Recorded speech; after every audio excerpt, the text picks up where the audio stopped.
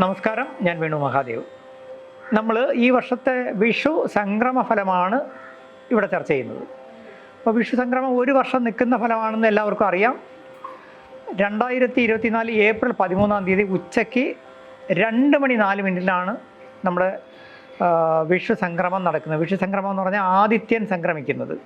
ആദിത്യൻ്റെ ഉച്ചരാശിയാണ് മേടം. ആദിത്യൻ എന്ന് പറയുന്നത് നമ്മുടെ നവഗ്രഹങ്ങളുടെ രാജാവാണ് പ്രജകൾക്കെല്ലാം അനുഗ്രഹം തരേണ്ടത്. അപ്പോൾ അദ്ദേഹത്തിൻ്റെ എല്ലാ അനുഗ്രഹവും നമുക്ക് കിട്ടുന്നൊരു മാസമായതുകൊണ്ടാണ് മേടത്തിൽ പുതിയ സംരംഭങ്ങൾ നമ്മൾ തുടങ്ങും, പുതിയ ബിസിനസ് തുടങ്ങും. മേടം 10-ാം തീയതിനൊക്കെ ഒരുപാട് പാലുകാച്ചും പുതിയ സ്ഥാപനങ്ങൾ ഉദ്ഘാടനമുണ്ട്. അതിൻ്റെ അർത്ഥം ഈ വിഷു കാലം നമുക്ക് പൊതുവിൽ ഐശ്വര്യവും അനുഗ്രഹവും തരുന്നു എന്നാണ്. അപ്പോൾ തീർച്ചയായിട്ടും ഈ അവസരം നമ്മൾ ഉപയോഗപ്പെടുത്തണം. നമ്മൾ ഈ പറയുന്നതിൽ ധനു മുതൽ മകരം, കുംഭം, മീനം ഈ 4 കൂറിൻ്റെ ഫലമാണ് പറയുന്നത്. അതായത് നമ്മൾ ഈ 4 കൂറിൽ മകരവും കുംഭവും കൂറുകാർ ഗുണഫലങ്ങൾ ഏറിയിരിക്കും. പൊതുവിൽ ഗുണദോഷ സമ്മിശ്രമാണ്. അതിൽ മീനത്തിനും ധനുവിനും ദോഷഫലങ്ങൾ ശകലം ഏറിയിരിക്കും.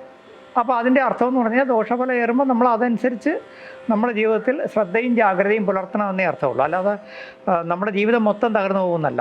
കാരണം ഈ നമ്മൾ രാശിഫലം ഇങ്ങനെ വിഷു സംക്രമം ബേസ് ചെയ്ത് പറയുമ്പോൾ നമ്മുടെ ഗ്രഹനില പ്രകാരം ചിലപ്പോൾ നമുക്ക് വ്യാഴം നമ്മുടെ ജാതകത്തിൽ ഉച്ചനായി നിൽക്കുകയായിരിക്കും. വ്യാഴം ഒരുപാട് അനുകൂലമായിട്ട് വരികയാണെങ്കിൽ ധാരാളം ഭാഗ്യങ്ങൾ വരുന്ന സമയമാണ്.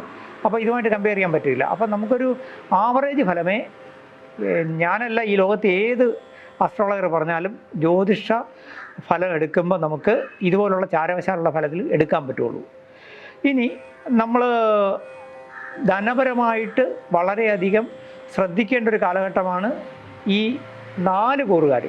എന്നാൽ അതിൽ നമ്മുടെ മകരക്കൂറുകാർക്ക് കുറച്ച് ധനപരമായിട്ട് പുഷ്ടി വരുന്ന സമയമാണ്. കാരണം അപ്രതീക്ഷിതമായ ധനലാഭവും അവർക്ക് പല വഴികളിലൂടെ ധനം വരാനും ബിസിനസ്സിൽ വിജയിക്കാനും ഒക്കെ കഴിയും. മറ്റ് 3 കൂറുകാരും ധനപരമായ കാര്യങ്ങൾ കുറച്ച് ജാഗ്രത പുലർത്തുകയും ധനനഷ്ടം വരാതെ സൂക്ഷിക്കുകയും പാഴ്ചെലവുകൾ നിയന്ത്രിക്കുകയും ചെയ്തില്ലെങ്കിൽ ധനം കയ്യിൽ നിൽക്കില്ല.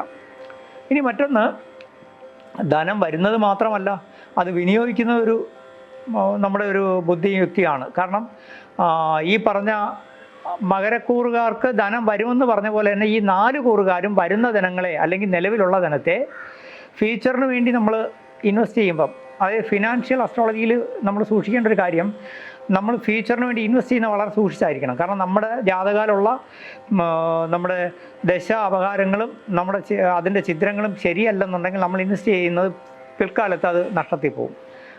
അതായത് റിയൽ എസ്റ്റേറ്റിൽ പലരും വലിയ ഫണ്ട് മുടക്കിയിട്ട് പിൽക്കാലത്ത് അത് നഷ്ടം വന്ന് പരാജയപ്പെട്ടവരുണ്ട്, ഭയങ്കരമായിട്ട് വിജയിച്ചവരുണ്ട്. അപ്പോൾ നമ്മൾ എന്ത് ചെയ്യും? ധനപരമായിട്ട് ഇപ്പോൾ നമുക്ക് പൊതുവിൽ ഫ്യൂച്ചറിന് വലിയ ഇൻവെസ്റ്റ് ചെയ്യാൻ പറ്റിയ സമയമല്ല. അതായത് ബിസിനസ്സിൽ പുതിയ പദ്ധതികളോ വലിയ പദ്ധതികളോ പാർട്ണർഷിപ്പൊക്കെ എടുക്കുന്ന വളരെ സൂക്ഷിച്ച് വേണം.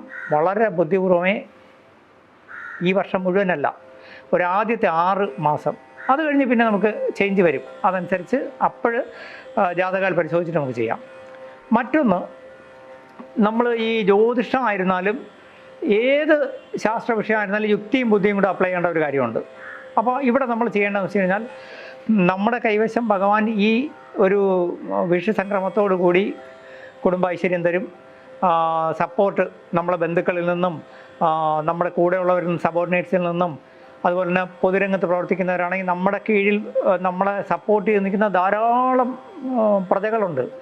അവരുടെ സപ്പോർട്ട് ഉണ്ടാവും. നമ്മളെ കൂടെ നിൽക്കുന്ന, നമ്മളെ ചുറ്റുപാട് നമ്മുടെ സപ്പോർട്ടേഴ്സ് മാത്രമല്ല, നമ്മളെ ജീവന തുല്യം നമ്മളിലൂടെ ഫ്യൂച്ചർ പ്രതീക്ഷിച്ച് നിൽക്കുന്ന കുറച്ച് പേരുണ്ട്.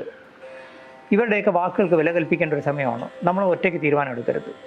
2, പൊതുരംഗത്ത് നിൽക്കുന്നവരെ സംബന്ധിച്ച്, പ്രത്യേകിച്ച് ഈ 4 കൂറിലും പെട്ടവർക്ക് ഇപ്പോൾ, പ്രത്യേകിച്ച് രാഷ്ട്രീയക്കാരാണെങ്കിൽ അവർക്ക് തീരുമാനങ്ങളിലും അതുപോലെ തന്നെ അവരുടെ നയങ്ങളിലും അവർ നിലവിൽ കൊണ്ടുപോകുന്ന പോളിസികളിലും വ്യത്യാസം വരുന്നൊരു കാലമാണ്. അവിടെ വളരെ ശ്രദ്ധിച്ചും നല്ല നയതന്ത്രജ്ഞ വിദഗ്ധ ഉള്ള കഴിവുള്ളവരുമായിട്ട് ആലോചിച്ചിട്ട് മാത്രമേ തീരുമാനം എടുക്കൂ. അല്ലെങ്കിൽ ആ തീരുമാനം പാളിപ്പോവും. കാരണം നമുക്ക് സമയശാല മോശമാകുമ്പോൾ നമ്മൾ അപ്രതീക്ഷിതമായി ചില മോശ തീരുമാനങ്ങളിൽ എത്തിപ്പോവും. അത് നമ്മളെ കുഴപ്പമല്ല. അതുപോലെ തന്നെ നമ്മൾ ശ്രദ്ധിക്കേണ്ട ഒരു കാര്യം, ഞാൻ നേരത്തെ പറഞ്ഞ കുടുംബത്തിൽ അതുപോലെ നമ്മൾ ഏറ്റവും അടുത്ത് നിൽക്കുന്നവരെയൊന്നും പിണക്കരുത്. കാരണം വാക്കുകൊണ്ടും പിന്നെ നമ്മുടെ പ്രവൃത്തി കൊണ്ടും ക്ഷമയും സംയമനവും പാലിക്കണം. കഴിയുന്നത്ര മറ്റുള്ളവരുടെ കാര്യങ്ങളിൽ ഇടപെടുമ്പോൾ നമ്മൾ അളന്ന് കുറിച്ച് മാത്രമേ ഇടപെടാവൂ. കാരണം വെച്ച് കഴിഞ്ഞാൽ അവർക്ക് ഗുണം ചെയ്യില്ലെങ്കിൽ ദോഷം ചെയ്യാൻ പോകരുത്. കാരണം നമുക്ക് നമ്മുടെ സമയം അത്ര നന്നല്ല. അപ്പോൾ അതുകൊണ്ട് നമ്മൾ ഇടപെടുമ്പോൾ നല്ലതിന് വേണ്ടി ഇടപെട്ടാൽ പോലും അത് കുറച്ച് കൂടുതലായി പോയാൽ ചിലപ്പോൾ അത് അനിഷ്ടം വരും. നമ്മൾ നല്ലതിന് വേണ്ടി ഒരു വാക്ക് പറയും, അത് തെറ്റിദ്ധരിക്കപ്പെട്ടാൽ മതി, നമ്മളൊരു സ്ഥാനം തെറിക്കും. അല്ലെങ്കിൽ അതുപോലെ ഞാൻ ഈ പറയുന്ന സാമൂഹ്യ രംഗത്ത് കലാരംഗത്തൊക്കെ പ്രവർത്തിക്കുന്നവർ വാക്കുകൾ വളരെ പൊതുവേദികളിൽ സൂക്ഷിച്ചുപയോഗിക്കണം. ഇല്ലെങ്കിൽ ഒരു വാക്കിൻ്റെ വ്യത്യാസം മതി നമ്മുടെ സ്ഥാനം തെറിക്കും, അല്ലെങ്കിൽ നമ്മുടെ നയങ്ങളിൽ ഒരുപാട് തെറ്റിദ്ധരിക്കപ്പെടും, സർക്കാർ താക്കീത് വരും, കോടതികളിൽ നിന്ന് ഭീഷണി വരും. ഇതൊന്നും വരാതിരിക്കണമെങ്കിൽ അതുപോലെ കോടതി ഭീഷണി പറഞ്ഞപ്പോഴാണ്, വ്യക്തിപരമായിട്ടായിരുന്നാലും നമ്മൾ കേസ് വഴക്ക് ഇങ്ങനെയുള്ള കാര്യങ്ങളുണ്ടെങ്കിൽ നയപരമായിട്ട് ഒത്തുതീർപ്പിന് പോകുന്നതാണ് നല്ലത്. ഇപ്പം കടുത്ത കേസുകളിലേക്കോ വഴക്കുകളിലേക്കോ പോലീസ് കേസുകളിലേക്കോ പോകരുത്. മറ്റുള്ളവരുടെ കാര്യങ്ങളിൽ അനാവശ്യമായി കൂടുതൽ മധ്യസ്ഥതയ്ക്ക് ഇടപെടാനോ പോകരുത്. ആരുടെയും കാര്യങ്ങൾ ഏറ്റുപിടിക്കരുത്. പ്രത്യേകിച്ച് സാമ്പത്തിക കാര്യങ്ങൾ. സാമ്പത്തികം കടം കൊടുക്കാനും വാങ്ങിക്കാനും സമയം നല്ലതല്ല. അപ്പോൾ ചുരുക്കി പറഞ്ഞാൽ നമ്മൾ ഇത്തരം കാര്യങ്ങൾ കുറച്ച് ശ്രദ്ധിച്ച് പോകുന്ന ഒരാളിനെ സംബന്ധിച്ച് നമുക്ക് ഈ വിഷു സംക്രമഫലം നന്നായിരിക്കും. യഥാർത്ഥ ഒറ്റ വാക്കിൽ നമ്മൾ ചിന്തിച്ചാൽ മതി. നമ്മുടെ ശത്രു എന്ന് പറയുന്നത് നമ്മുടെ വാക്കും നമ്മുടെ പ്രവൃത്തിയും തന്നെയാണ്. ഒപ്പം നമ്മളെ ഏറ്റവും ആത്മാർത്ഥമായിട്ട് കൂടെ നിൽക്കുന്നവർ തന്നെയായിരിക്കും ശത്രുവായി മാറുന്നത്. വഴിയെ പോകുന്നവർ നമ്മുടെ ശത്രു ആകത്തില്ല, അവൻ കളഞ്ഞിട്ട് പോകും. അപ്പം നമ്മളെപ്പോഴും കൂടെ നിൽക്കുന്നവരെ, പ്രത്യേകിച്ച് പൊതു രംഗത്ത് നിൽക്കുന്നവർ വളരെ നിരീക്ഷിക്കേണ്ട, ഒബ്സർവ് ചെയ്യേണ്ട ഒരു കാലമാണ്. അങ്ങനെ ചെയ്താൽ അവരിൽ നിന്നുള്ള ചതി വഞ്ചന നമുക്ക് വരത്തില്ല. 2, നമ്മളെപ്പോഴും അവരെ ഒരു പ്ലീസ് ചെയ്യിച്ച് മാത്രം ഈ ഒരു വർഷം കൊണ്ടുപോകുന്നതായിരിക്കും നല്ലത്. അങ്ങനെ പോയാൽ ഗുണദോഷ സമ്മിശ്രം എന്ന് പറഞ്ഞ പോലെ വളരെയധികം ഐശ്വര്യ അനുഗ്രഹം ഉണ്ടാകും. ഈ നമ്മുടെ വിഷുഫലം എല്ലാവർക്കും ഐശ്വര്യവും അനുഗ്രഹവും ഉണ്ടാകട്ടെ.